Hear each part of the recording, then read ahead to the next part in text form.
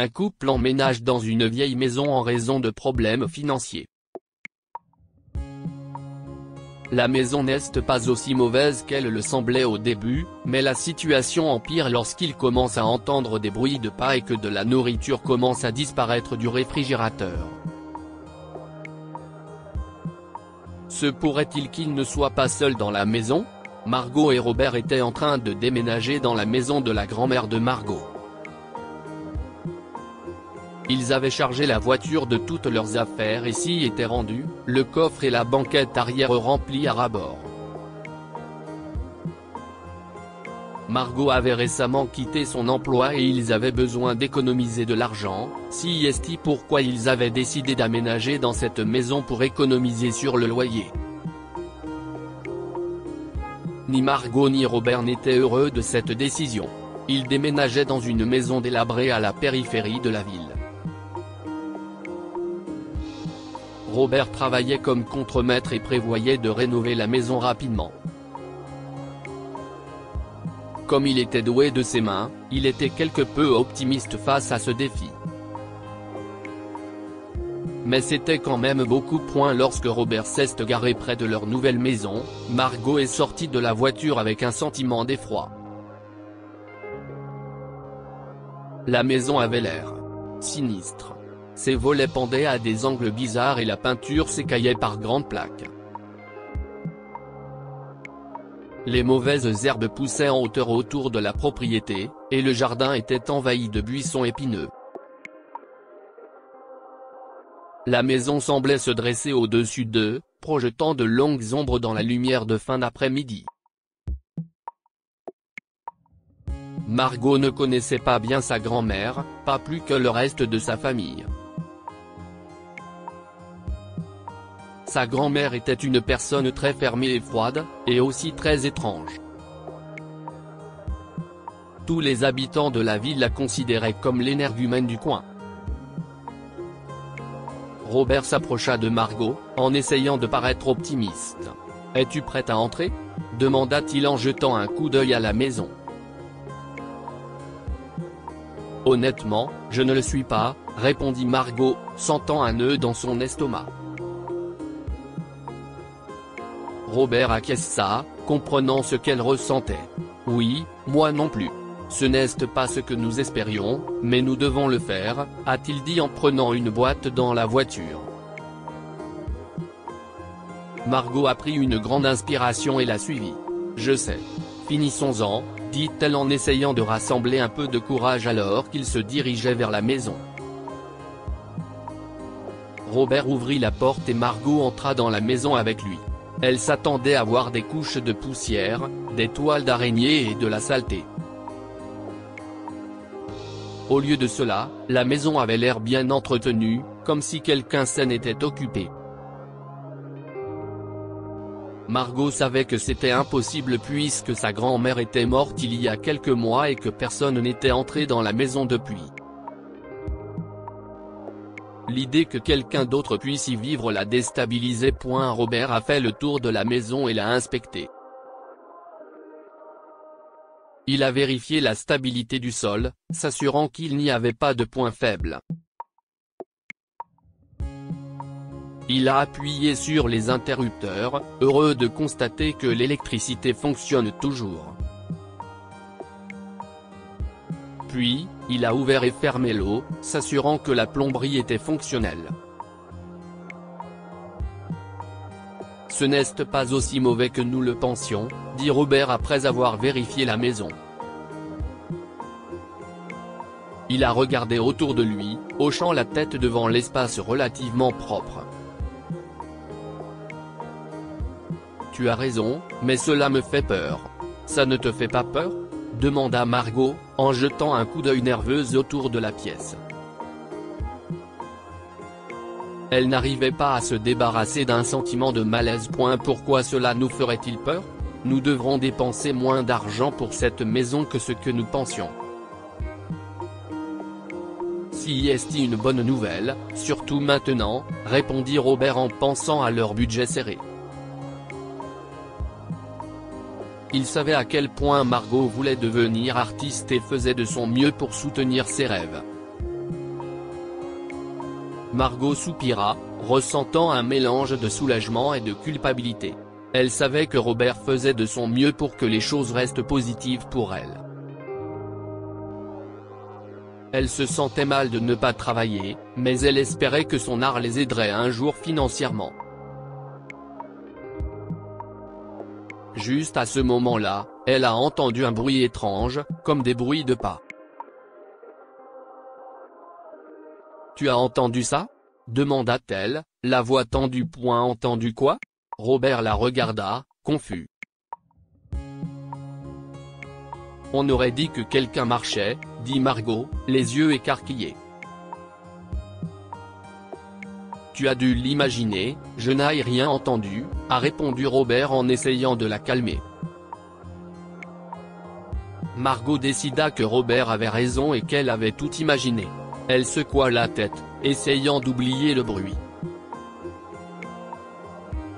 Quelques heures plus tard, leurs meubles sont arrivés.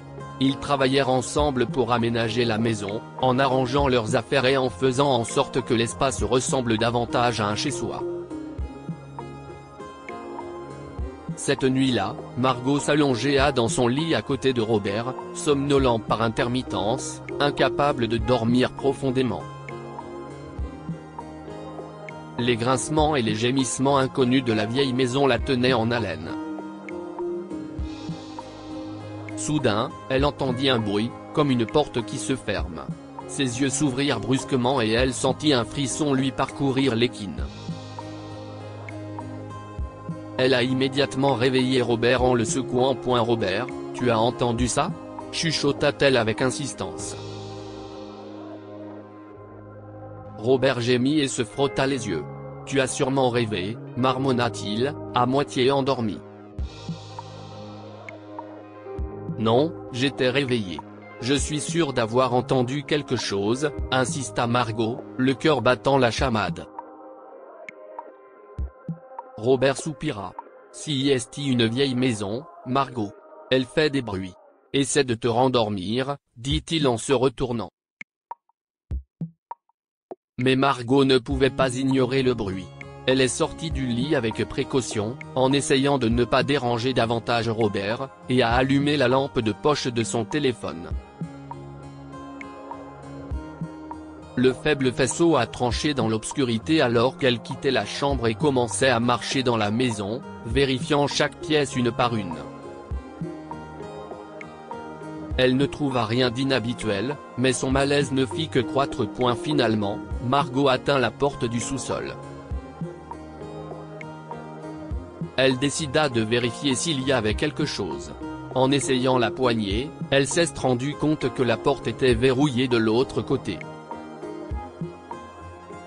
Son cœur battait la chamade. Margot retourna au lit, décidant de s'en occuper le lendemain, son esprit s'emballant avec toutes les possibilités. Elle se blottit sous les couvertures, essayant de repousser les pensées. Cette fois, elle réussit à s'endormir, même si ses rêves étaient remplis d'images troublantes de la maison et de ses secrets. Le lendemain, avant le travail, Robert se rendit au magasin pour acheter des provisions afin que Margot puisse leur préparer le dîner.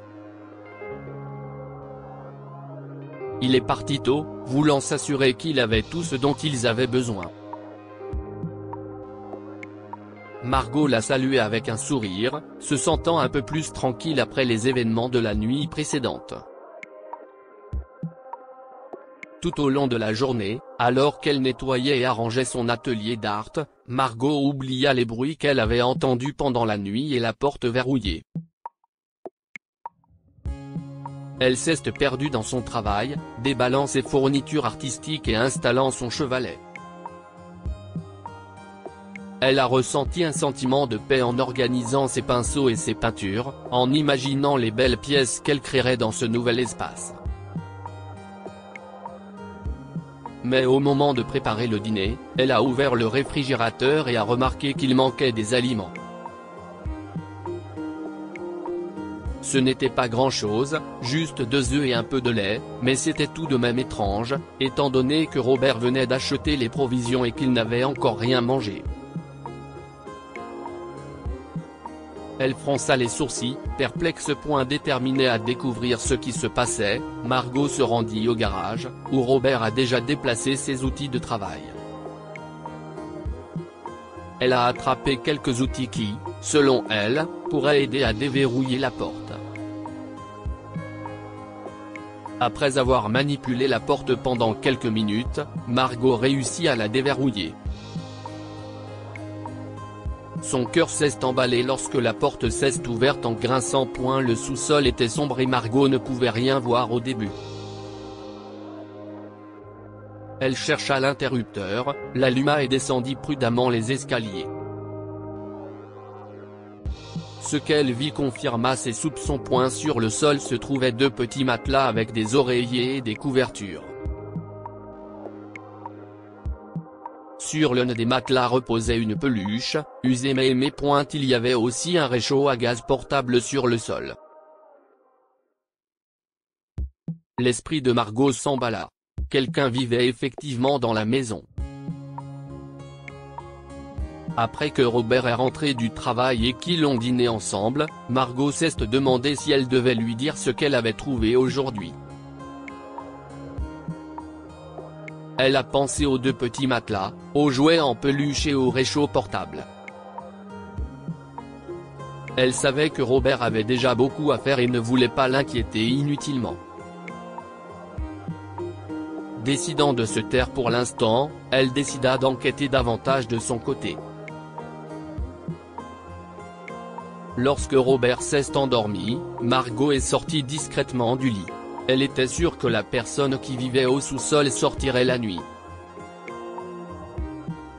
Prenant une profonde inspiration, elle saisit une lampe de poche et se dirigea vers le sous-sol, décidant de ne pas allumer la lumière pour ne pas effrayer la personne qui y vivait. Elle descendit prudemment les escaliers, en essayant de faire le moins de bruit possible. L'obscurité était épaisse et oppressante, mais le faisceau de sa lampe de poche la traversait. Elle déplaça lentement la lumière, la balayant à travers la pièce jusqu'à ce qu'elle atterrisse à l'endroit où se trouvaient les matelas. À sa grande surprise, elle a vu 2 enfants qui dormaient dessus, un garçon et une fille, blottis l'un contre l'autre sous de minces couvertures. Sans s'y attendre, Margot a crié, incapable de contenir sa surprise. Les enfants se sont réveillés, les yeux écarquillés par la peur, et ils se sont mis à crier eux aussi. Le cœur battant, Margot se précipita vers l'interrupteur et alluma la lumière. La luminosité soudaine remplit le sous-sol, révélant pleinement les enfants. Le garçon avait l'air d'avoir environ 16 ans, et la fille était beaucoup plus jeune, peut-être 6 ans. Ils s'accrochèrent l'un à l'autre, tremblant. Qui êtes-vous ? Et que faites-vous dans ma maison ? Demanda Margot, en essayant de garder une voix stable. Elle fixa les enfants, son esprit s'emballa. Le garçon s'est avancé, protégeant la fille. Je peux tout expliquer, dit-il. Je m'appelle Marc, et voici ma petite sœur Olive. Pourquoi êtes-vous ici ? Demanda Margot, les yeux écarquillés par l'inquiétude. Marc prit une profonde inspiration. Nos parents nous ont mis à la porte. Nous n'avions nulle part où aller. Nous sommes venus dans cette maison en pensant que personne n'y vivait. Mais Sally vivait ici, dit Olive à voix basse, la voix tremblante. Elle nous a accueillis et s'est occupée de nous. Margot a ressenti une pointe de tristesse. Sally n'est plus là, dit-elle doucement. Oui, nous nous en sommes rendus compte, a répondu Marc. C'est pour cela que nous sommes au sous-sol maintenant. Nous ne savions pas où aller. Margot regarda les enfants. Ils étaient manifestement effrayés et vulnérables. Les enfants ne devraient pas avoir à vivre dans un sous-sol et à voler de la nourriture, pensa-t-elle. Ils avaient besoin d'un endroit sûr. Elle soupira lourdement, ressentant un mélange d'émotions. « Levez-vous », dit-elle doucement. « Je vais vous faire un lit dans une chambre à l'étage. » Les enfants se levèrent en hésitant et suivirent Margot. Elle les conduisit dans la chambre d'Amis, fit le lit et leur donna des couvertures et des oreillers. Ils la regardèrent avec gratitude et soulagement. Elle regarda les enfants s'installer dans le lit, puis retourna tranquillement dans sa chambre avec Robert. Alors qu'elle s'allongeait, son esprit était rempli de pensées pour Marc et Olive. Elle savait que leur présence allait tout changer. Au matin, Margot dit à Robert qu'elle a quelque chose à lui montrer. Curieux, il la suivit jusqu'à la chambre d'Amis. Elle a lentement ouvert la porte, révélant les deux enfants qui dormaient encore paisiblement. Les yeux de Robert s'écarquillèrent sous le choc. « Qui sont-ils » chuchota-t-il. Margot prit une grande inspiration et expliqua, « Ils ont vécu dans notre sous-sol. » Robert se passa une main dans les cheveux, essayant d'assimiler l'information. « Qu'est-ce qu'on est censé faire, Margot ?» Margot hésita, puis dit, « Si est peut-être notre chance de devenir enfin parents. Nous avons toujours voulu des enfants et nous n'avons pas pu avoir les nôtres. » Robert poussa un profond soupir. « Mais nous avons à peine assez d'argent pour nous-mêmes. Comment pouvons-nous nous permettre de nous occuper de 2 enfants ?» Margot la regardait avec détermination. « Je pourrais vendre mes tableaux. Je sais que je n'aille pas encore gagner grand-chose, mais je pourrais faire plus d'efforts. Nous pourrions faire en sorte que ça marche. » Robert secoua la tête. « Il faut que nous soyons réalistes. Nous en reparlerons si tu parviens à vendre tes tableaux. Pour l'instant, la meilleure option pour eux comme pour nous est de les remettre aux autorités. » Margot ressentit une pointe de tristesse mais comprit où il voulait en venir. Robert l'embrassa doucement sur le front. « Je te verrai plus tard », dit-il avant de partir au travail. Lorsque les enfants se sont réveillés, Margot les a fait asseoir dans la cuisine. Son cœur se serra alors qu'elle se préparait à leur annoncer la nouvelle. « Marc, Olive, il faut que je vous parle de quelque chose », commença-t-elle doucement. Marc la regarda avec des yeux écarquillés. « De quoi s'agit-il » Margot prit une profonde inspiration. « Il se peut que vous soyez remis aux autorités. Ils vous trouveront un endroit où vivre. » Les enfants ont immédiatement paniqué. « Non. S'il vous plaît, ne faites pas ça », supplia Olive. « Nous allons nous retrouver à nouveau à la rue. » Les yeux de Marc se sont remplis de larmes. « S'il vous plaît, Margot. Ce n'est pas sûr. » Margot a senti les larmes monter à ses propres yeux. « J'aimerais beaucoup vous garder tous les deux, mais mon mari et moi traversons une période difficile. Nous n'avons pas assez d'argent pour nous occuper de vous correctement. » Olive s'essuya les yeux et demanda, « Y a-t-il une autre solution ?» Margot réfléchit un instant. « Si je pouvais vendre mes tableaux, nous pourrions peut-être vous garder. Mais ce n'est pas garanti. » Ce soir-là, Robert est rentré à la maison avec les autorités. Dès que les enfants ont vu les travailleurs sociaux, ils ont crié et se sont accrochés à Margot, suppliant de ne pas être emmenés. « S'il vous plaît, Margot, ne les laisse pas nous emmener », criait-il. Margot a eu le cœur brisé en essayant de les réconforter. « Je suis vraiment désolée », chuchota-t-elle. Elle a regardé Robert, espérant qu'il change Davis, mais il est resté ferme. Les travailleurs sociaux ont doucement emmené Mark et Olive. Les cris des enfants ont résonné dans la maison longtemps après leur départ. Margot s'est tournée vers Robert, des larmes coulant sur son visage. « Pourquoi as-tu fait ça ?» Le visage de Robert était marqué par le chagrin. « C'était douloureux pour moi aussi, Margot. Je veux des enfants et une famille avec toi, mais nous ne pouvons pas leur offrir une bonne vie pour l'instant. Je devais penser à ce qui est le mieux pour tout le monde. » Quelques jours plus tard, Margot était assise dans son studio d'art devant une toile blanche, incapable de peindre.